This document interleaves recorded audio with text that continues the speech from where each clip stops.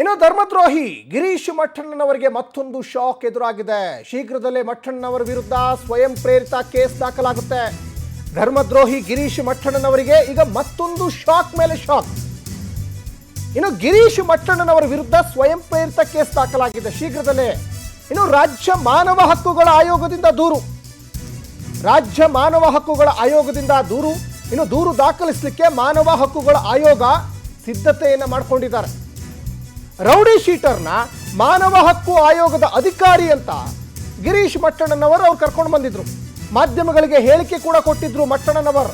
ಹಾಗಾಗಿ ಅದೇ ಹೇಳಿಕೆ ಈಗ ಮಠಣ್ಣನವರಿಗೆ ರಿವರ್ಸ್ ಹೊಡಿತಾ ಇದೆ. ಧರ್ಮದ್ರೋಹಿ ಗಿರೀಶ್ ಮಠಣ್ಣನವರಿಗೆ ಮತ್ತೊಂದು ಶಾಕ್ ಎದುರಾಗ್ತಾ ಇದೆ. ಗಿರೀಶ್ ಮಠಣ್ಣನವರು ಮೊನ್ನೆ ಒಂದಿಷ್ಟು ಸ್ಟೇಟ್ಮೆಂಟ್ ಅನ್ನು ಕೊಡ್ತಾ ಇದ್ರು. ಆ ಸಂದರ್ಭದಲ್ಲಿ ಆತನ ಹಿಂದೆನೇ ಒಬ್ಬ ವ್ಯಕ್ತಿ ಇದ್ದ. ನಾನು ಮಾನವ ಹಕ್ಕುಗಳ ಆಯೋಗದ ಒಬ್ಬ ಅಧ್ಯಕ್ಷನೋ ಸದಸ್ಯನೋ ಅಥವಾ ಕಾರ್ಯದರ್ಶಿನೋ ಅಂತ ಹೇಳ್ಕೊಂಡು ಜನರ ಕಣ್ಣಿಗೆ ಅಥವಾ ಮಾಧ್ಯಮದವ್ರ ಕಣ್ಣಿಗೆ ಮಣ್ಣೆರಚುವಂತಹ ಕೆಲಸಕ್ಕೆ ಮುಂದಾದ. ಆದರೆ ಆತ ಯಾವುದೇ ಮಾನವ ಹಕ್ಕುಗಳ ಆಯೋಗದ ಅಧ್ಯಕ್ಷನೂ ಅಲ್ಲ, ಅದರಲ್ಲಿ ಇರುವಂತಹ ಕಾರ್ಯದರ್ಶಿನೂ ಅಲ್ಲ, ಯಾರೂ ಅಲ್ಲ, ಒಬ್ಬ ರೌಡಿ ಶೀಟರ್.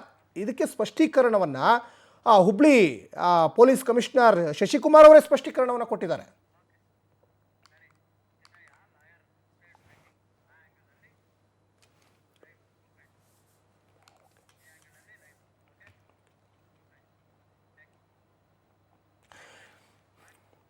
ಈಗ ರೂಪೇಶ್, ಇಲ್ಲಿ ಬಹಳ ಮುಖ್ಯವಾಗಿ ಚಿನ್ನಯ್ಯ ಒಂದೊಂದೇ ಸ್ಫೋಟಕ ಮಾಹಿತಿಗಳನ್ನು SIT ಅಧಿಕಾರಿಗಳ ಮುಂದೆ ಬಾಯಿ ಬಿಡ್ತಾ ಇದ್ದಾನೆ. ಮತ್ತೆ ಅವನು ರಾಷ್ಟ್ರೀಯ ಖಾಸಗಿ ವಾಹಿನಿಗೆ ಒಂದಿಷ್ಟು ಸಂದರ್ಶನ ಕೊಡ್ತಾ ಇದ್ದಂಥ ಸಂದರ್ಭದಲ್ಲಿ ಲಾಯರ್ ಕೂಡ ಇದ್ರು.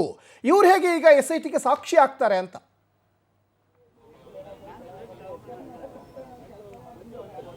ಇಲ್ಲಿ ಪ್ರಮುಖವಾಗಿ ಯಾಕಂತ ಹೇಳಿದ್ರೆ ಚಿನ್ನಯ್ಯ ಈ ಪ್ರಕರಣ ಸಂಬಂಧಪಟ್ಟಂತೆ ಮೊದಲು ಅಂದ್ಕೊಂಡಿದ್ದು ಎಲ್ಲವೂ ಕೂಡ ಸುಳ್ಳಾಗ್ತಾ ಇದೆ. ಯಾಕಂತ ಹೇಳಿದ್ರೆ ಮೊದಲು ಈ ಕೇಸ್ ಸಂಬಂಧಪಟ್ಟ ದೊಡ್ಡ ಮಟ್ಟ ನೆರವಾಗ್ತಾರೆ ಅಂತೇಳಿ ತಿಮ್ರೋಡಿ ಅಂಡ್ ಗ್ಯಾಂಗ್ ಅಂದ್ಕೊಂಡಿತ್ತು. ಆದ್ರೆ ಯಾವುದೇ ರೀತಿಯಾಗಿ ಆ ಒಂದು ಲಾಭ ಅವ್ರಿಗೆ ಆಗಿಲ್ಲ.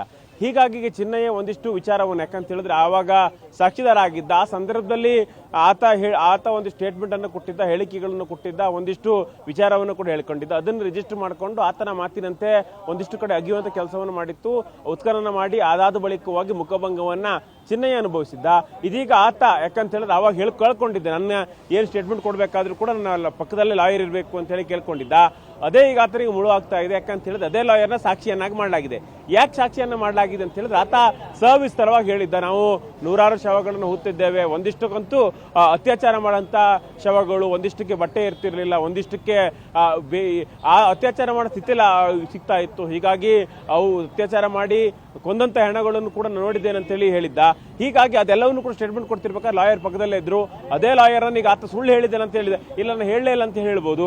ಆ ಸಂದರ್ಭದಲ್ಲಿ ಏನು ಯಾರು ಲಾಯರ್ ಇದ್ರಲ್ಲ ಅವ್ರನ್ನೇ ಈಗ ಸಾಕ್ಷಿಯನ್ನಾಗಿ SIT ಮಾಡಿದೆ. ಈ ಮೂಲಕವಾಗಿ SIT ಹಿಂದೆ ಯಾವ ರೀತಿಯ ಚಿನ್ನಯ್ಯ ಏನು ಪ್ಲಾನ್ ಮಾಡ್ಕೊಂಡಿದ್ದು, ತಿಮ್ರೋಡಿ ಏನು ಪ್ಲಾನ್ ಮಾಡ್ಕೊಂಡಿದ್ದು, ಅದೇ ಪ್ಲಾನ್ ಈಗ ಅದೀಗ ಅವರಿಗೆ ತಿರುಗು ಬಾಣ ಆಗಿದೆ.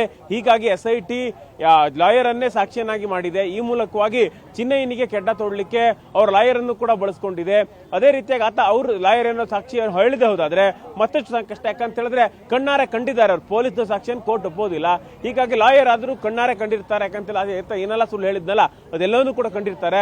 ಅದಾದ ಬಳಿಕವಾಗಿ ಮತ್ತೆ ಪುನಃ ಈಗ ತಪ್ಪೊಪ್ಕೊಳ್ತಾನಲ್ಲ ಅವಾಗ ವ್ಯತಿರಿಕ್ತ ಹೇಳಿಕೆಯನ್ನು ಕೊಟ್ಟಿರ್ತಾನೆ. ಎರಡನ್ನೂ ಕೂಡ ಗಮನಿಸಿರ್ತಾರೆ. ಹೀಗಾಗಿ ಅದು ಅವ್ರನ್ನೇ ಈಗ ಸಾಕ್ಷಿಯನ್ನಾಗಿ ಮಾಡಲಾಗಿದೆ. ಸಚಿನ್, ಡೀಟೇಲ್ಸ್ಗಾಗಿ